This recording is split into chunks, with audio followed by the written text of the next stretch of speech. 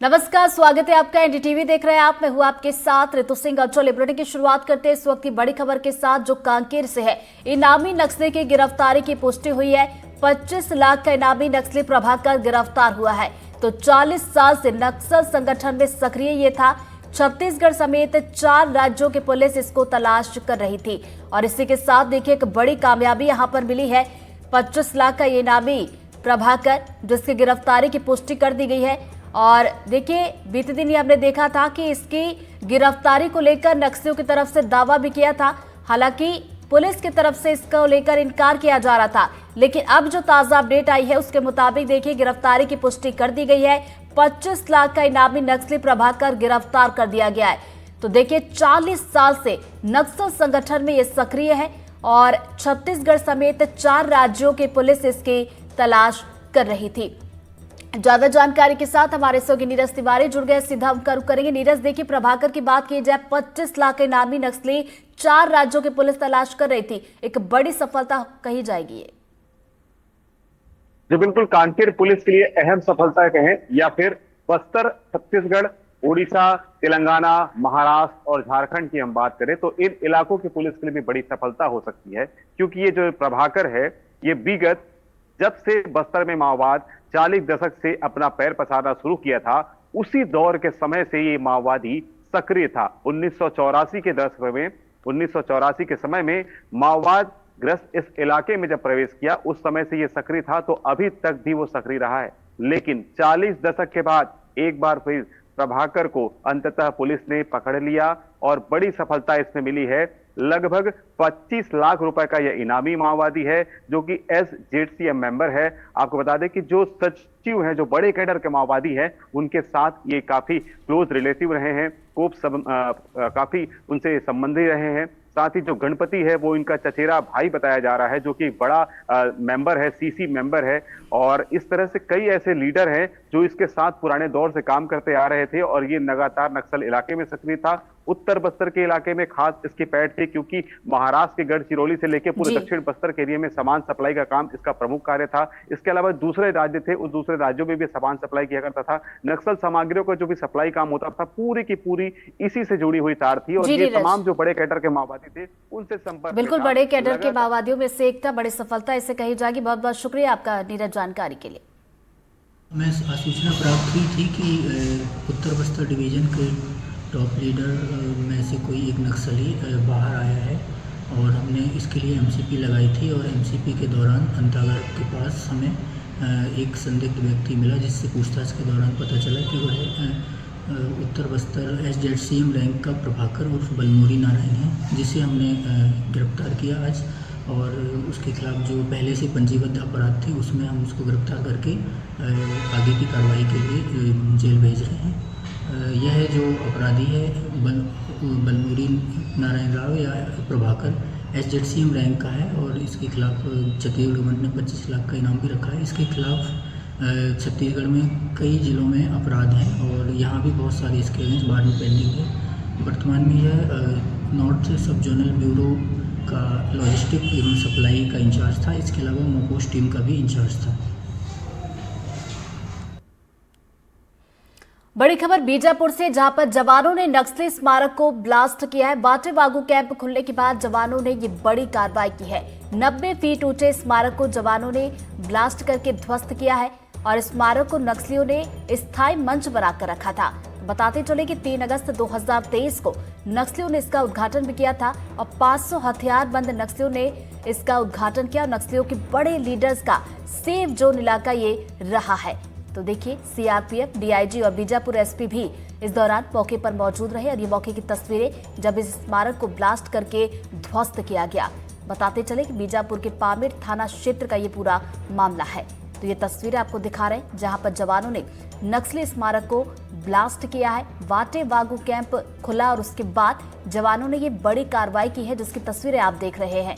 ज्यादा जानकारी के साथ हमारे सहयोगी मुकेश चंद्राकर हमारे साथ जुड़ गए, सीधा उनका रुख करेंगे। मुकेश, तस्वीरें दर्शकों तक पहुंचा रहे हैं और कैंप खुला उसके बाद एक तरीके से जवानों की बड़ी कार्रवाई देखने को मिली है। जी देखिए, नक्सल उन्मूलन पे, नक्सल मोर्चे पे सरकार को एक बाद एक बड़ी कामयाबियां हाथ लग रही हैं। मार्च 2026 तक नक्सलवाद के खात्मे का लक्ष्य निर्धारित कर दिया गया है और इसके साथ ही पुलिस के जो जवान हैं, सुरक्षा बल के जो जवान हैं, ये बेहद आक्रामक तरीके से नक्सलियों के आधार इलाके में एंटी नक्सल ऑपरेशन कर रहे हैं। इसके साथ ही उनके महफूज ठिकानों पे अब नए कैंप स्थापित किए जा रहे हैं। आपको बता दें कि जिस इलाके में इस नक्सल स्मारक को ध्वस्त किया गया है, ये जो इलाका है ये सुकमा और बीजापुर का सरहदी इलाका होने के साथ छत्तीसगढ़ और तेलंगाना का भी सरहदी इलाका है। इस इलाके में नक्सलियों के बड़े लीडर्स की मौजूदगी होती है और लगातार इस इलाके में कैंप खुलने से माओवादियों को बड़ा नुकसान उठाना पड़ रहा है। कल ही वाटेवागू कैंप, इस इलाके में नया कैंप स्थापित किया गया और आज जो है 90 फीट ऊंचे इस स्मारक को ध्वस्त कर दिया गया। उसके साथ ही इस जगह पे नक्सलियों का स्थायी मंच रहा जिसे ध्वस्त कर दिया गया। 90 फीट ऊंचा स्मारक था, इसे बड़े आसानी से नहीं ढहाया जा सकता था, तो लिहाजा ब्लास्ट कर जो है इस स्मारक को ध्वस्त कर दिया गया। जानकारी के लिए बता दें कि 3 अगस्त 2021 को करीब सशस्त्र 500 माओवादियों और करीब 10,000 ग्रामीणों की उपस्थिति में इस मंच का उद्घाटन किया गया था। और ये जो नक्सल स्मारक है, नक्सलियों के टॉप लीडर्स जो होते हैं, RK यानी कि रामकृष्ण, जो सेंट्रल कमेटी के सदस्य रहे हैं और इस इलाके में काफी सक्रिय रहे हैं, उनकी याद में, उनके सम्मान में नक्सल संगठन द्वारा इस स्मारक का निर्माण करवाया गया था। और 3 अगस्त 2021 को जो है बड़ी संख्या में मीडिया की उपस्थिति में जो है एक बड़े कार्यक्रम को आयोजित कर इस नक्सल स्मारक को जो है इस नक्सल स्मारक के साथ ये जो मंच है इसका उद्घाटन किया गया था। बिल्कुल बड़ी संख्या में नक्सलियों की मौजूदगी में इसका उद्घाटन किया गया था और अब जो है इसे ध्वस्त कर दिया गया है। बहुत बहुत शुक्रिया आपका जानकारी के लिए। चलिए बढ़ते आगे। तरह इंदौर में केमिकल फैक्ट्री में भीषण आग लगने का मामला सामने आया, जहां बाणगंगा थाना क्षेत्र के सावेर स्थित इंडस्ट्रियल एरिया में केमिकल फैक्ट्री में भीषण आग लग गई। आग इतनी तेज थी कि फैक्ट्री की आग ने एक और फैक्ट्री को अपनी चपेट में ले लिया। आग लगने की सूचना दमकल को दी गई तो मौके पर दमकल विभाग की 7 गाड़ियां पहुंची और आग पर काबू पाया गया। आग से फैक्ट्री को भारी नुकसान हुआ है। के सर ग्राउंड पे घूमते रहते हैं। हमारी टीम है इंडियन स्टिंगो पेट्रोलिंग टीम, जो आपके सावर रोड पे गश्त करती रहती है। हरियाणा की टीम है सारी। तो यहाँ पर लड़कों ने धुआं देखा मॉर्निंग में। धुआं देखने पीछे तुरंत हमारी टीम यहाँ पे पहुँचती है। यहाँ पहुँचने के बाद जब देखते हैं आग लगी हुई है, फिर हमने फायर को भी इन्फॉर्म किया है। फायर की भी कंटिन्यू गाड़ियाँ लगी हुई हैं। ये सुबह 9:15 बजे के आसपास आज की डेट में ही फायर लगी थी और इसका होने के बाद तुरंत फायर भी कंटिन्यू लगी हुई है। हमारी पेट्रोलिंग टीम भी लगातार लगी हुई है। अभी फायर को रोकने के तुरंत सारे प्रयास किए जा रहे हैं सर। ये एक तो सर शुभ इंडस्ट्री है, एक मोहित इंडस्ट्री है, ये 2 कंपनियाँ। हाँ पुष्कर भी है, इसके पास में ही है सर। तो इनमें लगी हुई है, निरंतर प्रयास लगे हुए हैं अभी हमारे। बाकी AIMP की तरफ से यहाँ पे मेंबर लोग भी आए हुए हैं, अपने गुरुवीर जी हैं, रुचिल जैन जी भैया हैं और प्रकाश जैन जी, सभी आए हुए हैं। सबका सहयोग चल रहा है पूरा। पुष्टे की और प्लास्टिक की फैक्ट्री है। ये सवेरे मतलब का आग लगी 10-10:30 बजे करीबन आएगी और यहाँ पर तत्काल मतलब 6 गाड़ियाँ काम कर रही हैं, 6-7 गाड़ियाँ लगी है और पानी कंटिन्यू चल रहा है। अभी क्या स्थिति है? अभी अंडर कंट्रोल है, कंट्रोल के बाहर नहीं है। कितने बजे लगी थी ये 10:15-10:30 बजे करीबन लगी। ठीक है, कितना लीटर पानी? अभी पानी का मतलब क्या कोई वो नहीं हुआ है, कितना पानी लगा है कितना नहीं लगा है। अभी पानी कंटिन्यू कम से कम 40-50 टैंकर लग चुके हैं। ज्यादा जानकारी के साथ सहयोगी तनुश्री देसाई हमारे साथ जुड़ गए। सीधा हम करू करेंगे। तनुश्री, देखिए अब मौके पर क्या कुछ स्थिति बताई जा रही है, ताजा अपडेट क्या आपके पास? जी देखिए, अब आग पर काबू पा लिया गया है। 7 गाड़ियां जो है फायर ब्रिगेड की लगी थी, बड़ी मशक्कत के बाद आग पर काबू पाया गया है।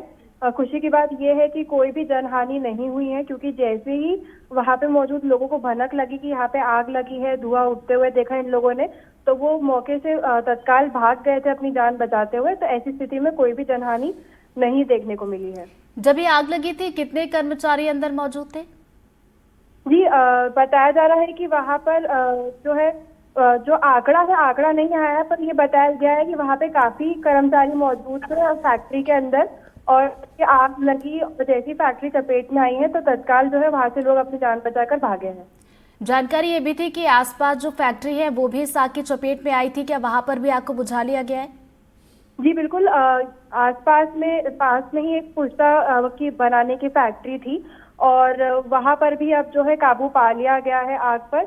और बताया जा रहा है कि लाखों का सामान है जो खराब हुआ है और जो आग की चपेट में आ चुका है। चलिए बहुत बहुत शुक्रिया तनुश्री आपका जानकारी के लिए।